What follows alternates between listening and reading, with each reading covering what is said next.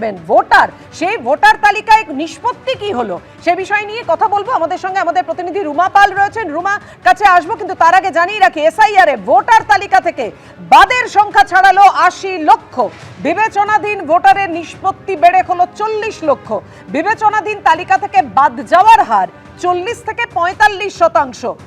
Commission সূত্রে কি খবর পাওয়া যাচ্ছে রুমা?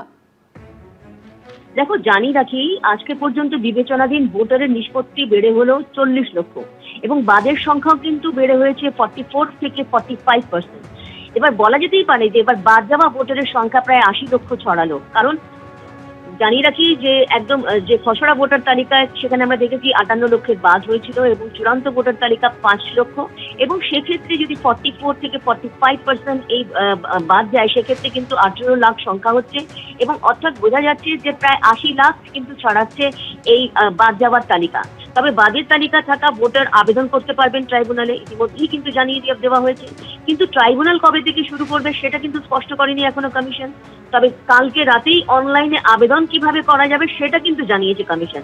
অর্থাৎ যারা বাদ যাবেন তারা কিন্তু ট্রাইব্যুনালে আবেদন করতে পারবেন, কিন্তু এখনো পর্যন্ত জানিয়ে রাখি যে ভোটারের নিষ্পত্তি হয়েছে ৪০ লক্ষ এবং বাদের সংখ্যা প্রায় 44 থেকে 45% এবং বাদ যাওয়া ভোটারের সংখ্যা প্রায় ৮০ লাখ। ধন্যবাদ রুমা। অবশ্যই প্রতি মুহূর্তে স্পষ্ট হতে থাকবে যেটা নির্বাচন কমিশন সূত্র খবর পাওয়া গেছে, কিন্তু এখনো তো ধোঁয়াশা রয়েই গেল মহানন্দাদি। দেখো, এসআইআর নিয়ে গুচ্ছ গুচ্ছ প্রশ্ন মানুষের মনে। প্রথম প্রশ্ন হচ্ছে যে এটা কি ভোটাধিকার দেওয়ার লিস্ট না ভোটাধিকার হরণের লিস্ট, মানে এটা কোনটার উপর জোর দেওয়া হচ্ছে?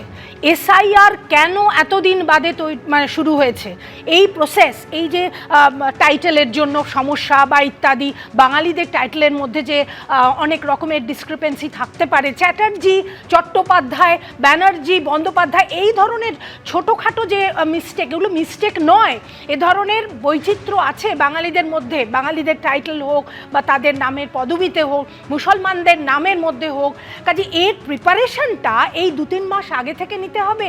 ভোটের ঠিক আগে অনেক সময় ছিল, লাস্ট ২০০২-এ হয়েছে, তারপর থেকে এতদিন বাদে ইলেকশন কমিশনের ঘুম ভাঙলো। প্রথম প্রশ্ন। দ্বিতীয় হচ্ছে যে এই কাজটা করার সময় ২১ বার বোধহয় নির্দেশ বদলেছে ইলেকশন কমিশন, আবার হোয়াটসঅ্যাপের মধ্যে দিয়ে, এবং হোয়াটসঅ্যাপ এমন একটা জিনিস যেটা ডিলিট করে দেওয়া যায়, এই রকমই ধরনের কাজকর্ম হচ্ছে। এই রাজ্যে আন্ডার অ্যাডজুডিকেশন কেন হবে? কেন বিচারকদের ইনভলভ করতে হবে? কত অমীমাংসিত মামলা পড়ে রয়েছে, তারা তাদের কাজ ছেড়ে এই কাজগুলো করবেন? কেন করতে হচ্ছে? দাঁড়াও, তারপর আরেকটা যেটা আমার সেটা হচ্ছে যে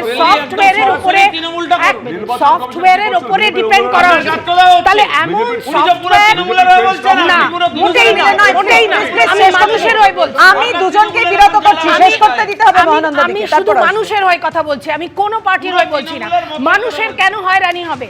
সেই নোটবন্দি থেকে আরম্ভ করে লাইনে দাঁড়ানো, কেন এই একটা এসআইআর প্রক্রিয়া ভোটাধিকার দেবার জন্য কেন মানুষের চোখের জল পড়বে? আমরা দেখতে পাচ্ছি একটা বৃদ্ধ মানুষ এত বছর ভোট দিয়েছে, ২০০২-তে তার নাম রয়েছে, তা সত্ত্বেও নাম চলে যাচ্ছে। এমন সফটওয়্যার এসআইআর প্রক্রিয়াকে ম্যানিপুলেট করার চেষ্টা করছে। এমন সফটওয়্যার কেন? বারবার বলছি দাঁতে মহানন্দাদি শেষ না করলে এরকম চলতে থাকলে কেউ বলতে পারবে না। হ্যাঁ মহানন্দাদি প্লিজ বলুন। প্রযুক্তির যুগে এমন সফটওয়্যার কেন ব্যবহার করা হচ্ছে যেখানে এই ডাইভার্সিফিকেশনকে অ্যাড্রেস করা যায় না? কাজেই সব কিছুর মধ্যেই কিন্তু একটা বিশেষ উদ্দেশ্য চলে আসছে, একটি বিশেষ ধর্মাবলম্বী মানুষকে ডিলিট করার চেষ্টা করা হচ্ছে।